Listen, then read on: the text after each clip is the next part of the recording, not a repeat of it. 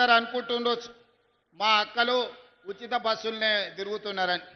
ఉచిత బస్సులో తిరగడం కాదు, మా అక్కలకు 1000 బస్సుల యజమానులను చేసినాం. ఇవాళ స్వయం సహాయక సంఘాలు బస్సులు కొని ఆర్టీసీకి కిరాయి పెట్టి వందలాది బస్సులకు ఇవాళ మా ఆడబిడ్డలు యజమానులు అయ్యారు.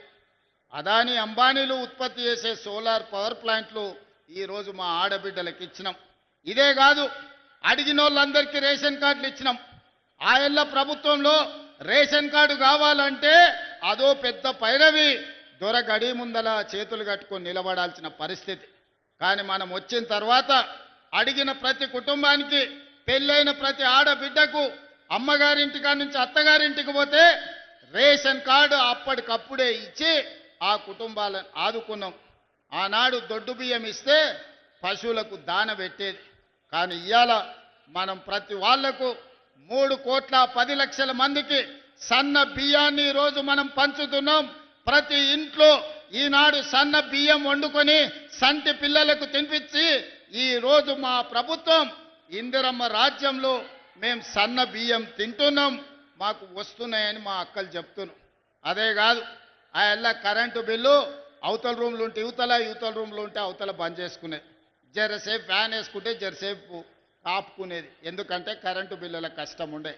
అందుకే ఇవాళ పేదవాళ్ళు ప్రశాంతంగా ఉండాలి అనంటే ప్రతి పేదవాడి ఇంటిలో వెలుగులు నిండాలి అని ఈరోజు 200 యూనిట్ల వరకు ప్రతి పేదవాడి కుటుంబంలో దాదాపుగా 50 లక్షల కుటుంబాలకు 200 యూనిట్లు ఈనాడు ఉచితంగా కరెంట్ ఇస్తున్నాం.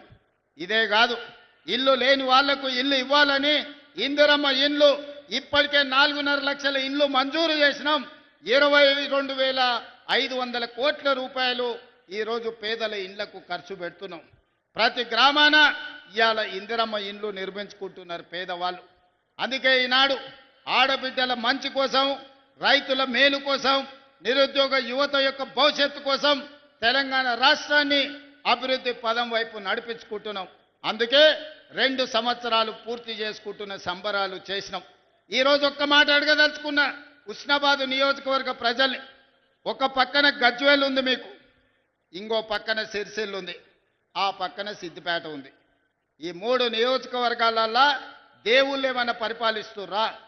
గత 10 ఏళ్ళు ఈ హుస్నాబాదు, అంతకంటే ముందు కూడా టీఆర్ఎస్ వాళ్ళు ఎమ్మెల్యేలు ఉన్నారు కదా, ఆడ మొదలుపెట్టిన రంగనాయక సాగర్ పూర్తవుతుంది, కొండపోచమ్మ పూర్తవుతుంది, మల్లన్న సాగర్ పూర్తవుతుంది. ఆ నియోజకవర్గాలు నిధులు వరదలై పారుతాయి. కానీ హుస్నాబాద్లో మొదలుపెట్టిన మీ గండిపల్లి రిజర్వాయర్ కానీ గౌరెల్లి రిజర్వాయర్ కానీ ఎందుకు పూర్తి చేయలేదో ఆలోచన చేయండి. కానీ కేసీఆర్కు సెంటిమెంట్ హుస్నాబాద్. సతీష్ బాబు మావోడే, మా ఇంటి మనిషే, ప్రచారం ఇక్కడి నుంచే మొదలు పెడతా అన్నాడు. అయ్యా, ప్రచారం మొదలు పెట్టడానికి నీకు హుస్నాబాద్ కావాల్సి వచ్చింది, కానీ నిధులు ఇవ్వనీకి నీకు హుస్నాబాద్ కాలేదా? ఈ ఆదర్శ గ్రామం అని ఒకటి తీసుకున్నావు, దానికి ఏం చేసినావు అని నేను అడుగుతున్నా. అందుకే ఇవాళ మా మిత్రుడు మా పొన్నం ప్రభాకర్ గారు, నువ్వు గౌరెల్లిని గుండపల్లిని పూర్తి చేయాలన్నారు. ఎన్ని నిధులైనా ఇచ్చి తొందరలోనే మీకు గౌరెల్లి రిజర్వాయర్ పనులన్నిటినీ పూర్తి చేపించే బాధ్యత ఈ ప్రభుత్వం తీసుకుంటుంది, కాంగ్రెస్ పార్టీ తీసుకుంటుంది. అదేవిధంగా మీ ఎమ్మెల్యేగా చాలా ఇచ్చినా ఇంకేం ఆడాడు అనుకొని వచ్చిన. మీకు కాలేజీలు ఇచ్చినా, యంగ్ ఇండియా ఇంటిగ్రేటెడ్ స్కూళ్ళు ఇచ్చినా, మీకు రోడ్లు ఇచ్చినా, చాలా ఇచ్చినాక మా పొన్నమన్న సంతోషంగా ఉంటాడు అనుకున్నా. అది అయిపోయింది ఇచ్చింది అయిపోయింది, మళ్ళీ ఏం తెస్తావో చెప్పని మళ్ళీ కొత్త కాగితం ఇచ్చిండు.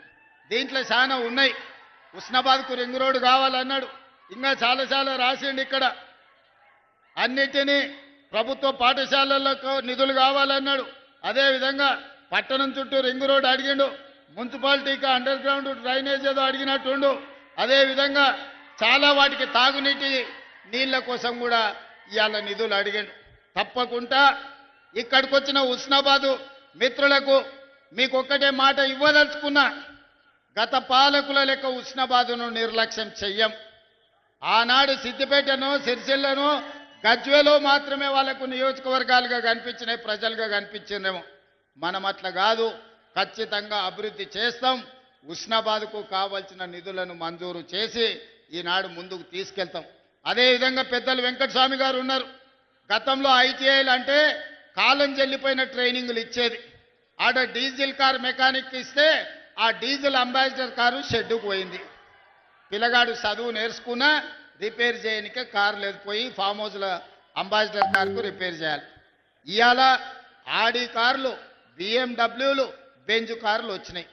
అందుకే ఇవాళ పిల్లలకు ట్రైనింగ్ ఇవ్వాలంటే ఐటీఐలను అన్నిటిని కూడా అడ్వాన్స్ టెక్నాలజీ సెంటర్లుగా ఈరోజు ముందుకు తీసుకెళ్తున్నారు వెంకటస్వామి గారు. అందుకే ఏటీసీలో జాయిన్ అయ్యే ప్రతి విద్యార్థికి ప్రతి నెల 2,000 రూపాయలు స్కాలర్షిప్ ఇవ్వడం ద్వారా నిరుద్యోగ యువకులను అభివృద్ధి పదం వైపు సాంకేతిక నిపుణులుగా మార్చి ఈరోజు ముందుకు తీసుకెళ్తాం. అదేవిధంగా మిత్రుడు శ్రీధర్ బాబు గారు ఇక్కడనే ఉన్నారు. ఇవాళ గ్లోబల్ సమ్మిట్ పోయి నేను ప్రధానమంత్రి గారికి, సోనియా గాంధీ గారికి ఆహ్వాన పత్రిక ఇచ్చిన. ఇది నేను చేస్తున్నది కాదు, మిత్రుడు శ్రీధర్ బాబు గారు చేస్తున్నారు. వారి నాయకత్వంలోనే భారత్ ఫ్యూచర్ సిటీలో ఈరోజు తెలంగాణ విజన్ డాక్యుమెంట్ మనం తెస్తున్నామంటే పెద్దలు శ్రీధర్ బాబు గారు అండగా నిలబడి పరిశ్రమలను, ఐటీ కానీ ఇండస్ట్రీస్లో పెట్టుబడులు తీసుకొచ్చి ఈరోజు మన రాష్ట్రాన్ని అభివృద్ధి ప్రదం వైపు నడిపించడానికి వారందరూ సహకరిస్తున్నారు. అందుకే మిత్రులారా, ఇంత ఆలస్యమైన మీతో కలవాలి, మీతో మాట్లాడాలి, ఆశీర్వదించిన మీతో మన సంతోషాన్ని పంచుకోవాలి. అదేవిధంగా సర్పంచ్ ఎన్నికలు రాబోతున్నాయి. రాష్ట్రంలో 10 ఏళ్ళ ప్రభుత్వం ఉంటే ఎవరికి డబుల్ బెడ్రూమ్ ఇండ్లు రాలే. కానీ అదే మన ప్రభుత్వం 10 ఏళ్ళలో 20 లక్షల ఇందిరమ్మ ఇండ్లు కట్టి చూపిస్తుంది.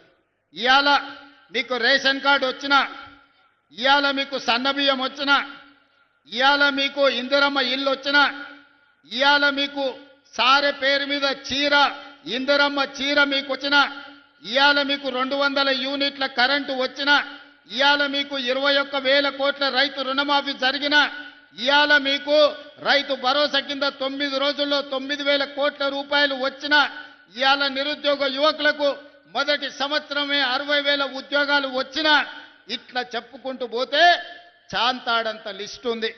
ఇవన్నీ ఎందుకు వచ్చినాయంటే ఒక మంచి ప్రభుత్వం ఈరోజు పాలనలో ఉంది. మంచి ప్రభుత్వం ఉంటే రాష్ట్రం ఎట్లా అభివృద్ధి చెందుతుందో, ఒక మంచి వ్యక్తి గ్రామ పంచాయతీ సర్పంచ్ ఉంటే ఆ గ్రామం అభివృద్ధి చెందుతుంది. రాష్ట్రం అభివృద్ధి చెందాలంటే మంత్రివర్గం బాగా ఉండాలి. గ్రామం అభివృద్ధి చెందాలంటే గ్రామ సర్పంచ్, వార్డు మెంబర్లు మంచోళ్ళు ఉండాలి. అంతే తప్ప మందు పోసిండను, క్వార్టర్ ఇచ్చిండను, ఫుల్లు తెచ్చిండను, ఏదన్నా మనం చిన్న చిన్న తప్పులు చేస్తే మనం గ్రామాలు దెబ్బతింటాయి. మంచోళ్ళని ఎన్నుకోండి, మంత్రులతో కలిసి పనిచేసేటోళ్ళని ఎన్నుకోండి, ఏడైనా ఈ ప్రభుత్వంతో కలిసిమెలిసి ఉండేటోళ్ళని ఎన్నుకోండి. కాళ్ళల్లో కట్టెలు పెట్టేటోడు ఉంటే వానికి రాజకీయంగా పనికొస్తుందేమో కానీ మీ గ్రామ అభివృద్ధికి నిధులు రావు. అందుకే ఈడున్న యువమిత్రులను 10 ఏళ్ళు రాజకీయాలు పక్కన పెట్టండి, మన సమస్యలను పరిష్కరించుకుందాం. అందరు ఏకంగా నీ గ్రామాలలో వీలైనంత మేరకు ప్రజలను ఒప్పించే ఏకగ్రీవం చేసుకోండి. లేదా మంత్రులతోని, ఎమ్మెల్యేలతోని కలిసి పనిచేసే సర్పంచులను గెలిపించుకోండి. అప్పుడు మన గ్రామాలకు నిధులు వస్తాయి. కేంద్రం నుంచి కొట్లాడైనా రాష్ట్ర ప్రభుత్వం నుంచి అత్యధికంగా నిధులు గ్రామాలకు విడుదల చేసే బాధ్యత నేను తీసుకుంటా. మరి మీరు మాత్రం మంచి వాళ్ళను, ప్రజలతో మంచిగా ఉండే వాళ్ళనే సర్పంచులుగా ఎన్నుకోండి. ఒకవేళ సర్పంచ్ కింద కిరికిరిగాడు వచ్చిందంటే మన కాలం 5 ఏళ్ళు చూస్తుంటేనే కళ్ళ ముందల కరిగిపోతుంది. ఎక్కడైనా మన చుట్టం ఉంటే ఉండొచ్చు, ఏడ బావ అన్నా సరే కానీ వంకాయ తోట కాడ బావ అనొద్దని వెనకడికి పెద్దోళ్ళే చెప్పారు. అవునా? ఇక ఒకడొకడు ఉంటాడు, వాడు 3 ఏళ్లకు 33 దొడ్లు ఉన్నాయని పొంకనాలు చెప్పేటోడు వస్తాడు. ఇట్లాంటోళ్ళని కింద మీరు వార్డు మెంబర్లుగా, సర్పంచులుగా చేసిరంటే మీరు బుద్ధిమంతుడని సర్ది కడితే వాడు చక్కగా బొడ్రాయి కాడు వైపు భోంచేసి మళ్ళీ వచ్చి ఇంకేం పెడతామని అడిగిండు అనుకో, మీ ఊర్లన్నీ దెబ్బతింటాయి. అందుకే బుద్ధి ఉన్నోని, మంచి ఆలోచన ఉన్నోని, గ్రామాన్ని అభివృద్ధి చేయాలన్న పట్టుదల ఉన్నోని, స్థానికంగా మంత్రులతోని కలిసి పనిచేసేటోళ్లను, మంత్రుల దగ్గర పోయి కూర్చొని నిధులు తెచ్చుకునేటోళ్ళను. ఇవాళ ఉస్నాబాద్కి ఎందుకు వచ్చినాయి నిధులు?